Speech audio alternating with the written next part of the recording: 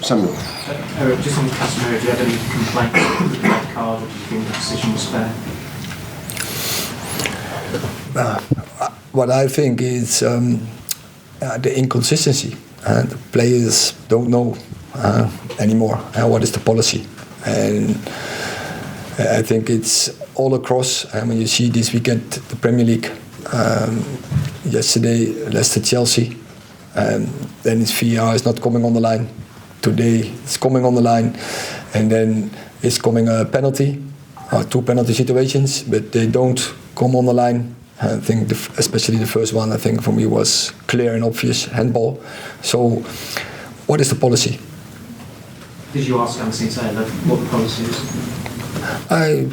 Of course we talk, but not a lot. But so yeah, some questions we have. So. Erik, I mean that's 2 red cards for Casemiro in quite a short space of time. He's going to miss more football now. Is that a problem? So there's another one, inconsistent. The refereeing is coming in the start of the season with the policy. We are Premier League. It's going strong here. We want intensity. Casemiro has across European leagues, in over 500 games, he had never had a red card. And now he had twice. Overthink that. But he plays tough, but he plays fair. And also in this, he's playing fair, same as against Crystal Palace. So it's very debatable. So you're not going to tell him to change or anything like that? But Casemiro is everyone who knows something about football. You know, and of course when you freeze it, it looks bad. But everyone who knows something about football, who was acting on top football, they know what is bad and what isn't bad, what is fair. And I tell you, Casemiro is a really fair player, tough, but fair. And so when it shows over 500 games in big leagues, never sent off. How is he, Erik? He looked absolute crestfallen when he came off. How has he been in the dressing room, and what has he said to the players? Not a lot. He's disappointed. Jamie. Yeah, I was just going to ask you about the freeze framing that you mentioned. Is this part of the issue or the problem that anything slowed down can look a lot worse? I mean, yeah, definitely. When you do acting like this, you have to be consistent across all the games and all the decisions. And now they isolate one, and so it's a little bit the same as against Crystal Palace. They could definitely when you show that incident, you should have sent off.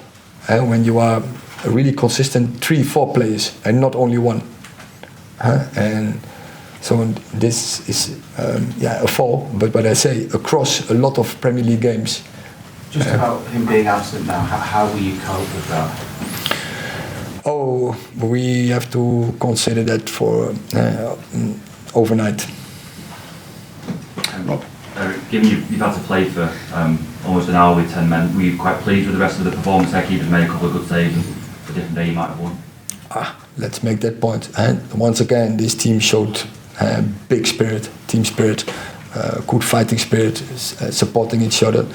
Play, I think, with 11 and with 10, they play a really good level. We play in the week, they didn't. We were with 10, and I think we defended well. We had good counter breaks. We had some good attacks, some good opportunities. The strike from Bruno on the post. Of course, I have also seen the strike from them on the post, and that was a mistake. They get a counter from a corner for us, and 1-on-1 who David saved. But all over, I think the performance was quite well. And then you are disappointed that you only, of course, collect 1 point. Last question, Carl. Mr. Dunn, you played Jadon Sancho number 10 today. You said you wanted a strong press, quick feet in midfield, and a player who can create and run in behind before the game. Do you feel Jadon Sancho is up to that task? Yeah, I think he did quite well. As a 10, as he did in some games more, Barcelona, Leicester. There was he really decisive against Leicester. Also today, it's, I think, some really good actions. One time he was really close to a goal with a run behind the defending line, a cross from Bruno, almost came there. I think he did a good job. Are you pleased with his physical capacity at the moment and the ability, how aggressive he is when playing games? I think he can, and I think he can make the difference. When we play 3 against 2 in the midfield, and it's not bad when you have Casemiro, Bruno, and you have Jadon Sancho. Thank you very much. Yeah, he was limping, a little bit limping after the bad tackle.